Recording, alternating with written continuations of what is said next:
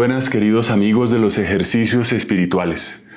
Soy el Padre Astolfo Moreno y es un gozo para mí haber sido invitado a participar en esta meditación. En este momento consideraremos un pasaje de la vida del Señor, de la Sagrada Familia, muy importante, muy relevante, lleno de luces, lleno de contenido para nuestra propia existencia, que es la huida a Egipto. Cómo José tomó a aquellos a quienes custodiaba, a Jesús y a María, para llevarlos a Egipto, para protegerlos de la persecución de Herodes, que se cernía sobre su hijo y que fue la causa de la matanza de los inocentes en la región de Belén y sus alrededores. El Evangelio de Mateo, en el capítulo 2, en el verso 13, nos cuenta lo que sucedió con los magos de Oriente que visitaron a María, a Jesús y a José. Dice lo siguiente: después que ellos se retiraron, se refiere naturalmente a los magos, el ángel del Señor se apareció en sueños a José y le dijo: levántate, toma contigo al niño y a su madre y huye a Egipto. Y estate allí hasta que yo te diga, porque Herodes va a buscar al niño para matarle. Él se levantó, tomó de noche al niño y a su madre y se retiró a Egipto. Y esta escena, narrada literalmente en 2 versículos, nos ofrece una serie de elementos que conviene considerar y contemplar para nuestra propia vida. El ángel del Señor se apareció en sueños a José.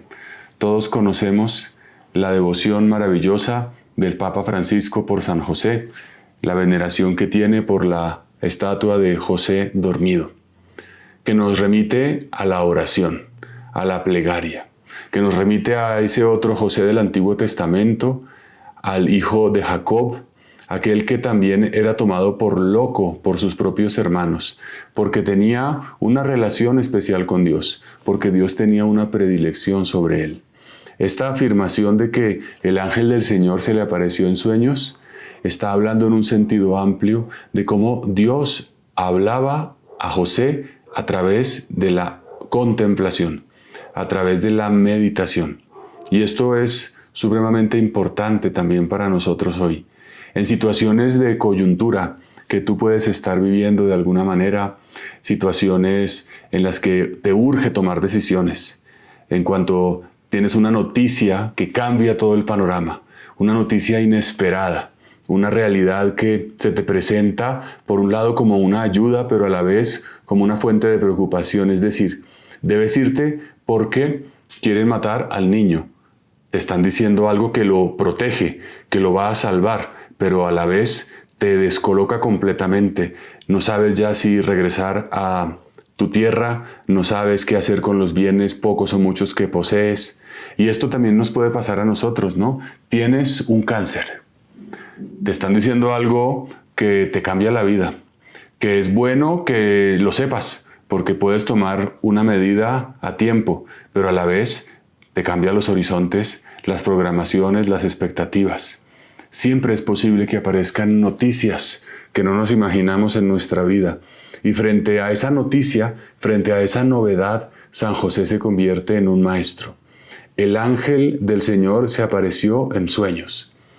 Estos sueños también nos hablan entonces de lo que significa anticiparse, ir un paso adelante, no esperar a que las realidades nos tomen, digamos, demasiado tarde, sino poderlas acoger antes. En estos días me pasó algo un poco frustrante para mí, pero que lo relaciono con esto que estamos viendo. Resulta que me han cambiado de parroquia y para afrontar la realidad de la parroquia, pues debo tener relación con los bancos. Hay una cuenta bancaria, naturalmente, como en cualquier parroquia. Yo soy el representante legal, el responsable ante la ley de esa persona jurídica que es la parroquia. Pero pues a tiempo no hice una gestión de sustituir la firma del anterior párroco por la mía y tuve necesidad de hacer un trámite, pero como la firma que figuraba realmente como, digamos, titular no era la mía, pues no lo pude hacer a tiempo y luego tenía un viaje, se me prolongaron los plazos y se me complicó. No me anticipé, no lo hice cuando debía, lo dejé un poco para después y esta dilación me ha generado complicaciones.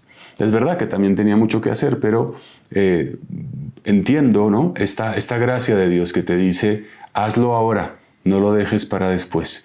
En el caso de la persecución que sufrió José, pues era un asunto de vida o muerte, pero es posible que nosotros también en nuestra vida dejemos para después.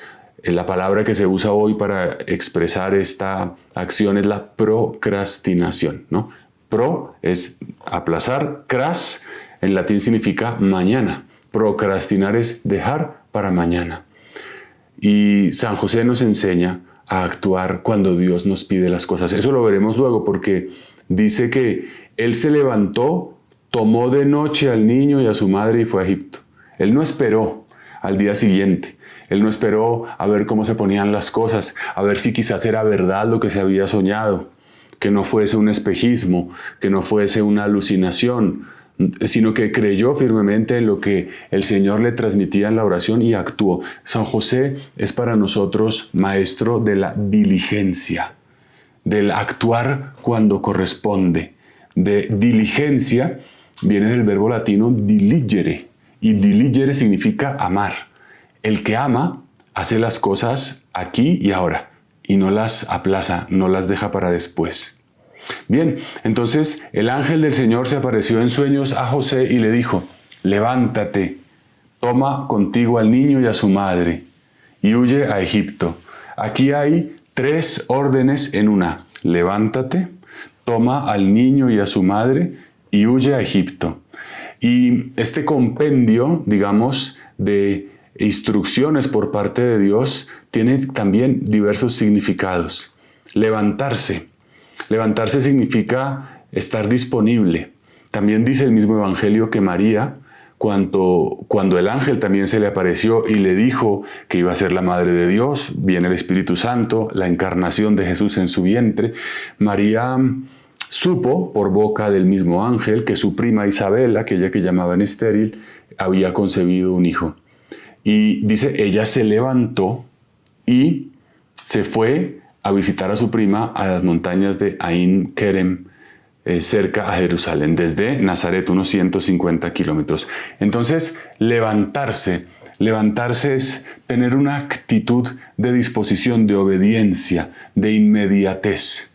Levantarse significa estar prestos, prontos para hacer la voluntad de Dios. Es una manera de vivir.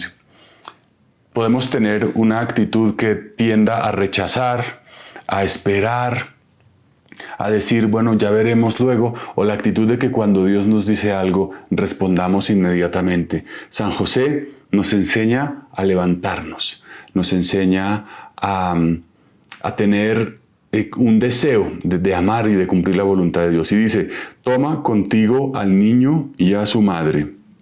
San José es el custodio de los 2 grandes tesoros de Dios en la tierra, que son Jesús y María. Qué responsabilidad, ¿no? Toma contigo al niño y a su madre es, oye, yo te he confiado lo más valioso que existe. Te amo tanto, te valoro tanto, confío de tal manera en tus capacidades, en los dones que yo te he dado, también en tu virtud, en tu humildad, que te confío lo más grande. Es un Dios, el nuestro, por tanto, que nos quiere hacer partícipes de su obra. Es un Dios que delega. Él hubiera podido enviar un carro de fuego y tomar a María y a Jesús y llevarlos a Egipto o ponerles una especie de protección, de blindaje extraordinario, sobrenatural. Pero no lo quiso hacer así. Quiso poner a alguien para que hiciera la tarea. Y esa es una pedagogía de Dios también para nuestra vida. Dios es un Dios que confía. Creó a Adán y Eva, los puso en el jardín del Edén y en el jardín del Edén les dijo, crezcan, multiplíquense y trabajen. Les confió la creación entera. Y a José les confió las personas más valiosas para el mismo Señor. Y esto nos enseña, ¿no? Porque a veces podemos tener una mentalidad de control, de dominio, de desconfianza. No, nadie lo hará como lo hago yo. me necesitan a mí, soy indispensable. Y con esta actitud podemos a veces bloquear el desarrollo de muchas cosas, podemos impedir que ciertas personas crezcan, podemos también impedir la colaboración, romper la comunión. Confiar significa exponerse a que aquella persona en la que confías se equivoque, falle, no lo haga. Para Dios era más fácil no confiar. Pero resulta que cuando tú confías, entonces significa que amas. El recibir una responsabilidad significa que Dios me ama, que me valora. Y esto eleva mi dignidad y me permite tener una experiencia de vida muy distinta. Qué bonito que nosotros aprendamos a confiar, a delegar, aún a riesgo de que las cosas no salgan como las tenemos pensadas. Porque si lo pensamos un poco, al final de cuentas de lo que se trata no es de que las cosas salgan como yo las quería, perfectamente pulidas, en un protocolo desplegado hasta sus más mínimos detalles, sino que la persona madure, la persona sea mejor. Lo que importa no es simplemente las acciones, lo que importa es que las personas que las ejecutan sean mejores. Y esto, pues, ¿cuánto nos puede ayudar a tener perspectiva en tu familia, en tu trabajo? ¿Estás simplemente pensando en que todas las tareas sean perfectas o estás pensando que te relacionas con seres humanos, hijos de Dios dignos, que necesitan crecer, aprender, que su dignidad crece cuando reciben responsabilidades y también su aprendizaje se concreta cuando se cometen errores? Todos nosotros, yo el primero, hemos aprendido en la vida con la prueba y el error. A punta de caernos, a punta de moretones, de raspones, de golpes.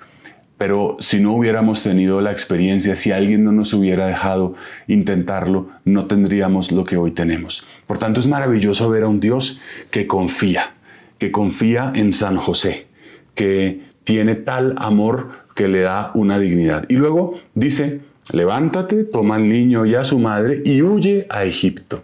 Es muy interesante que Dios le da una orientación, le dice el lugar hacia el cual debe dirigirse. No le da todos los detalles, no le dice vete a la casa de fulano en la dirección tal, sino que le da una orientación, una pista que es suficiente. Y a José le dan una pista bastante clara. Esto me recuerda a Abraham, nuestro padre en la fe, cuya historia está en el mismo libro del Génesis, ¿no? Un día Dios lo llamó, viéndolo en su precariedad, y le dijo, sal de tu tierra. Pero no le dijo para dónde, simplemente le dijo que saliera. Podría haber tomado cualquiera de las direcciones, norte, sur, este u oeste. A José le dan un poco más de detalle. Le dicen, ve a Egipto. Y en Egipto se te mostrará lo que corresponde. Se te pondrán delante las personas que necesitas. Esto es muy importante porque la cantidad de información que recibe José, digamos, no es completa, no es absoluta, pero es la suficiente, es la necesaria para obedecer. A veces nosotros nos podemos paralizar en la vida y tender a no obedecer, a rechazar un llamado del Señor porque no estoy seguro, me falta, quiero saber todos los detalles, quiero que se me cuente qué va a pasar mañana, pasado mañana, traspasado mañana, si me caso, si hago un emprendimiento, si hago un viaje, tengo que saber todo. Y me siento inseguro cuando no se me dan demasiadas precisiones. El Señor en nuestra vida nos da la información que se necesita, no la que no se necesita. No se trata de satisfacer la curiosidad o de satisfacer la inseguridad de un alma que busca aferrarse a datos humanos. Se te da la información necesaria. Esto también es muy importante. En la oración, Dios nos dice lo que tenemos que saber para que no perdamos nuestra mirada en Él, para que no dejemos de confiar en aquel que nos da todo lo que realmente necesitamos. Y esto es supremamente valioso, ¿no? Porque quizás estás a punto de tomar decisiones, de dar pasos en tu vida y sientes que no lo sabes todo. No te preocupes, no eres el único que no lo sabe todo. Eres uno de los muchos que no lo saben todo. Pero el peligro es aquello que se dice, ¿no? Por el análisis a la parálisis. El que analiza a veces demasiado las cosas se queda bloqueado, ¿no? Como el que está para lanzarse a una piscina desde un trampolín y se asoma a mirar la altura que debe sortear con su salto y de tanto mirarla, se llena de miedo, se llena de pánico y termina regresándose. En muchas ocasiones hay simplemente que dar el salto. Es suficiente, Dios me lo pide, no va contra el sentido común, no estoy haciéndole daño a nadie. Es bueno, pues adelante. ¿Lo sé todo? No lo sé todo, no pasa nada, ¿no? Y luego, entonces, le dice el Señor, y estate allí hasta que yo te diga. Si nos damos cuenta, no fue poco el tiempo, no se nos precisa con claridad cuánto tiempo fue. Seguramente fueron algunos años, es decir, una temporada en la que José y María tuvieron que vivir como migrantes. No sé si has tenido esa experiencia de vivir en una tierra que no es la tuya, de compartir una cultura que no es la tuya, quizás una lengua, de sentir que allí no tienes raíces, que no tienes familiares, que tienes más dificultades para conseguir trabajo. Porque el que huye o el que migra generalmente es porque tiene una necesidad. José no migró porque quería ir a conocer Egipto, porque quería visitar el río Nilo o visitar las pirámides o las diversas riquezas de cultura y de agricultura de la tierra egipcia. Lo hizo porque estaba en riesgo la vida de su hijo y también la de su esposa. Muchos de los que viajan pues lo hacen por eso, porque necesitan un horizonte mejor, un trabajo, una dignidad. Y por eso el Papa Francisco nos insiste tanto en la necesidad de acoger a los migrantes, de acoger a las personas que necesitan un refugio, que necesitan estar cerca de una tierra que les ofrezca una seguridad. José conoció lo que es ser migrante, conoció lo que significa empezar de cero, dejarlo todo y volver a empezar. Y aquí también nos ayuda el ejemplo de San José. La vida muchas veces es necesario dejarlo todo y volver a empezar. A veces podemos estar aferrados a cosas que no nos ayudan a crecer, sino que nos complican la vida. Nos aferramos a un trabajo, nos esclavizamos de una persona, nos limitamos por un ambiente. Cuando alguien tiene realmente el corazón puesto en el Señor, puesto en Dios, entonces esas cosas pasan a un segundo plano y es más fácil abandonar y volver a empezar. Para muchos, creo, en los últimos años ha sido necesario volver a empezar, por ejemplo, desde la pandemia, cuando tuvimos que estar encerrados, muchos negocios, muchas personas, muchas familias tuvieron que volver a empezar y ya no digamos si perdieron seres queridos, tuvieron que experimentar algún tipo de dolor en particular. Esta enseñanza de San José también creo que nos anima y nos llena de ilusión, de esperanza. Nos muestra que realmente todas las cosas de este mundo se van, todo lo que podemos construir se va y que puede que un día tengamos que hacer un cambio radical de vida y no pasa nada, porque el Señor va por delante. Bien, y entonces dice, estate allí hasta que yo te diga, ¿no? Son las palabras que Dios dice por medio del ángel. No le da un plazo tampoco definido. Así como en la anterior instrucción no le dio un lugar geográfico genérico, vete a Egipto, en este caso no le da una temporalidad precisa, no te dice va a ser 1 año, van a ser 2, van a ser 10, hasta que yo te diga. ¿Has tenido alguna vez la experiencia de estar esperando a que se te permita hacer una tarea? Hace poco estuve mucho tiempo, como en 3 ocasiones, haciendo una fila, ¿no? Y haces una fila, tomas un turno, ves allí que van avanzando los turnos, pero no sabes cuándo te va a tocar. Y si tienes que hacer otras gestiones, estás un poco esperando a que las cosas fluyan y a que puedas tú mismo hacer lo que te corresponde. Esta experiencia de esperar y de no saber cuándo, de solamente estar en las manos de Dios, de tener que, aprender a esperar. Eso también es muy importante, porque estamos viviendo el año de la esperanza, el jubileo 2025 que el Papa Francisco nos ha regalado. Un jubileo que nos enseña justamente a esperar. La virtud de la esperanza es un medio entre 2 actitudes que son la desesperación o la presunción. Son 2 vicios de la esperanza. El que desespera, el que siente que ya no es capaz de esperar, el que no tiene más tiempo o más fuerzas y más bien abandona, pues va contra la virtud de la esperanza. Pero también la presunción, el que presume es el que siente que no tiene necesidad de esperar porque ya lo tiene todo ganado. que ya llegó a la meta y que da por descontado que merece o que recibirá todos los frutos o los premios, ¿no? Como la parábola aquella de la liebre y la tortuga, ¿no?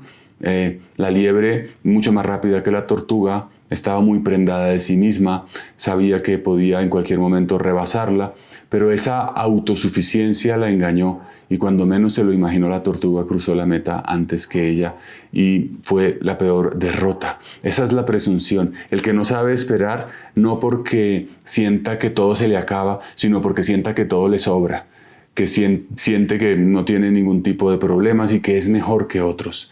Entonces, estar allí hasta que yo te diga, esa instrucción de Dios a San José, es toda una escuela de esperanza, de no, si pasan las horas, si pasan los días, si pasan los meses y Dios no da una señal, San José no desespera. San José sabe que esa palabra que le fue un día dicha es una palabra de verdad, que se cumplirá en su momento, que no fue un espejismo, que no fue un autoengaño, sino que corresponde realmente a la verdad de Dios, la promesa que se le dijo. ¿Cuánto es necesario que aprendamos a esperar? Vivimos en un mundo que nos propone lo inmediato. Haces clic y tienes en internet información. Haces una búsqueda y a veces quizás el cuello de botella, la demora de si tienes una conexión a internet de banda ancha o no, de mayor velocidad. Pero pareciera que todo está a la mano, que todo tiene que ser ya, que es inmediato. Este mundo, con su espejismo, nos complica el aprendizaje de la espera. Sin embargo, todo lo que vale la pena en la vida hay que esperarlo. Una planta nunca crece de un día para otro, sería imposible. Crece a un ritmo tal que tú no puedes ver propiamente su despliegue. Tienes que aprender el crecimiento del cuerpo humano, la reproducción de las células, tiene un ritmo que es perfecto. Y por tanto, qué importante es que San José en este tiempo nos enseñe a esperar. Nos enseña a esperar en las demás personas, a esperar en Dios, a esperar lo que realmente nos conviene. Porque presionar antes de tiempo las cosas pues nos hace daño. Y luego dice, levántate, toma al niño, huye a Egipto y estate allí hasta que yo te diga, porque Herodes va a buscar al niño para matarle. Entonces Dios se anticipa, ¿no? No ha dicho Herodes está buscando al niño, le dice lo va a buscar. Son estas gracias extraordinarias que te salvan, que te previenen, que te liberan. ¿Cuántas veces quizás sin saberlo siquiera nosotros Dios nos ha salvado? O quizás tienes algún recuerdo de, no sé, alguna vez casi tuviste un accidente automovilístico, alguna vez casi te enfermas, alguna vez casi corre peligro tu vida por un robo, por cualquier tipo de circunstancia extraordinaria. Dios se anticipa de cuántas cosas nos ha protegido Dios, de cuántas cosas nos ha salvado. Es posible que no ocurra como en este caso, que Dios le explica a José las situaciones. Muchas veces puede ser que perdamos el trabajo, que tengamos que hacer un cambio, que vengan circunstancias que no entendemos y que nos pueden parecer adversas, negativas, pero puede ser la voz de Dios que nos esté diciendo, oye, yo me anticipo porque te quiero proteger, te quiero salvar.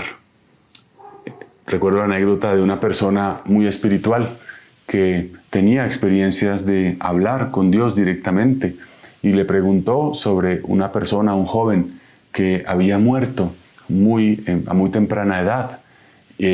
Había muerto en circunstancias violentas y parecía una muerte absurda. ¿Por qué un joven muere así? Y esta persona recibió de Dios la voz que le decía, porque lo he preservado de que cometa peores males, porque como llevaba su vida iba a peor. Y esto que parece un absurdo, resulta que en realidad era una salvación. Herodes va a buscar al niño, Dios se anticipa, Dios nos avisa. Dios es un Dios que no hace nada sin contarlo. La misma Escritura lo dice.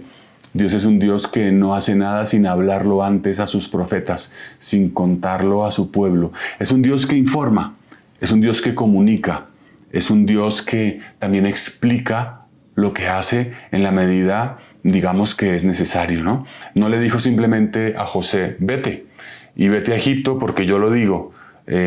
porque a mí me da la gana. No, porque Herodes va a buscar al niño. Qué importante también es para nosotros el comunicarnos bien, el expresar lo que hay en el corazón, el señalar a las personas que tenemos a nuestro alrededor el motivo por el cual actuamos. ¿Cuántos problemas, por ejemplo, en las parejas, en las familias, entre padres e hijos, se suscitan porque se dan órdenes o se tienen expectativas de la actuación del otro, pero no se comunica, no se dice con claridad el motivo, ¿no? Un padre le puede decir a su hijo, no salgas esta noche, ¿no? Y el hijo puede entenderlo como una arbitraria limitación de su libertad, ¿no? Y si el padre no le dice nada, pues puede generarse una tensión, pero si se comunica, no, yo te lo estoy diciendo porque entiendo claramente que este lugar es peligroso, ha pasado algo, te quiero dar algo mejor. Cuando comunicamos los motivos de nuestras peticiones, de nuestras acciones, hacemos la vida más fácil. En muchas circunstancias, en muchas ocasiones es difícil decir los motivos, porque a veces los motivos nos llevan a una zona de vulnerabilidad que nos cuesta, digamos, afrontar, que nos cuesta asumir. No, realmente no quiero que salgas esta noche porque ya no es por tu propia protección, porque te pueden robar, sino porque me siento solo, porque estoy triste y quiero que estés conmigo. A veces explicar esas motivaciones es más difícil y es más fácil velarlas, cubrirlas con unas motivaciones falsas, inventadas, rebuscadas o de autoritarismo. La comunicación supone ponerse en el plano del otro y hablar desde la pobreza, desde la fragilidad, desde la verdadera humildad. Y finalmente dice el Evangelio, él se levantó, tomó de noche al niño y a su madre y se retiró a Egipto. Entonces, ¿qué nos está diciendo? Que la respuesta de José ante lo que Dios le pide es inmediata. Le dijo Dios, levántate, y la respuesta es, él se levantó. Esta manera de actuar de José, ¿cuánto nos puede ayudar en nuestra vida? Lo decíamos al inicio. Luego dice, tomó de noche al niño. Ese tomar de noche al niño significa la pronta respuesta de José.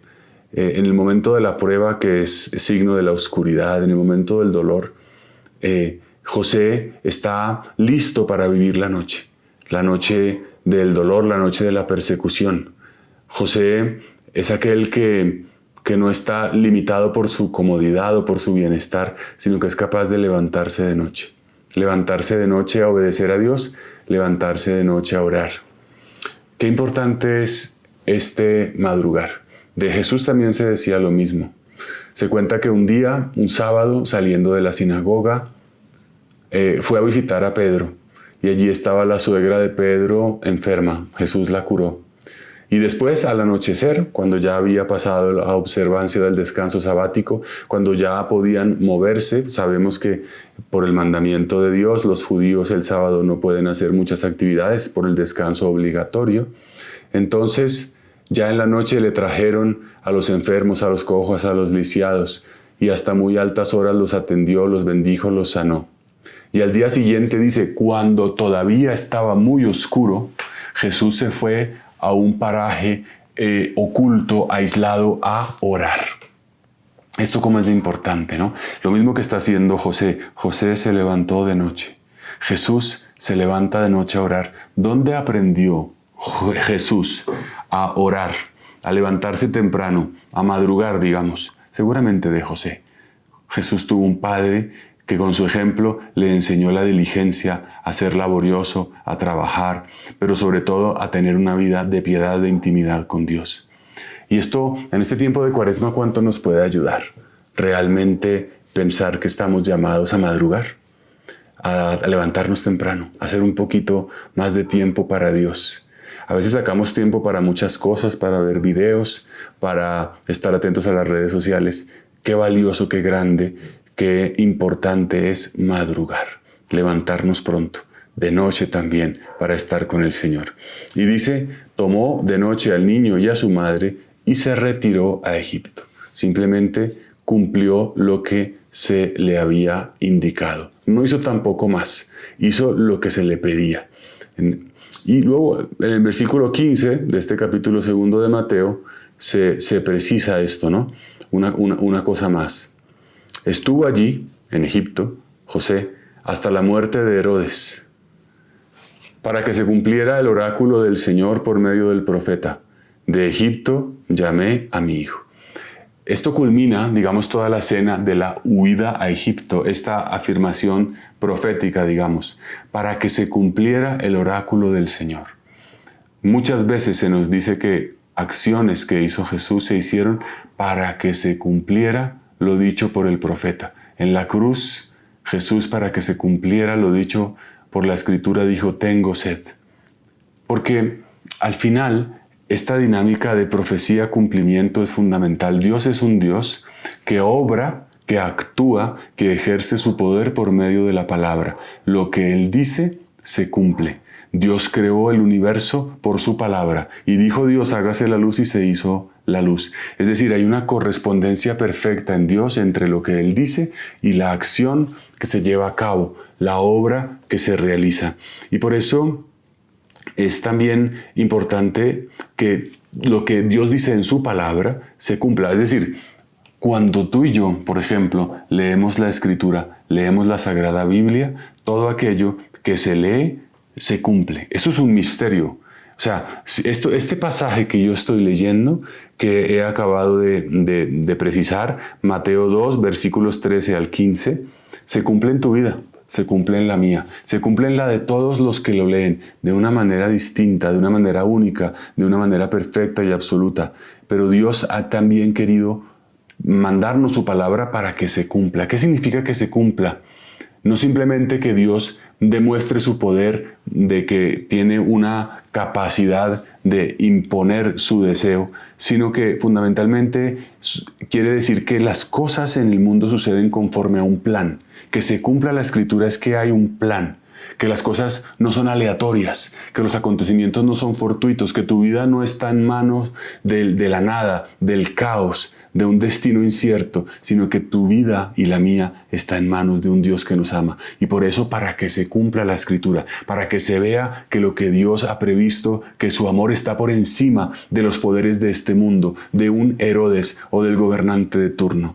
Hoy tú y yo podemos estar pensando frente a las guerras comerciales, a los conflictos bélicos globales, que nuestra vida está en manos del gobernante de este momento, de los gobernantes, de los poderosos. Pero esta palabra nos dice, no, la verdad es que tu vida está en manos de Dios. Ni Herodes pudo contra José, porque Dios estaba con él. El verdadero gobernante de este mundo se llama Dios y por eso esta palabra hoy restaura nuestra esperanza. Así que sigamos viviendo con muchísima alegría los ejercicios espirituales, extrayendo la profunda riqueza que nos viene de la palabra de Dios. Dios los bendiga.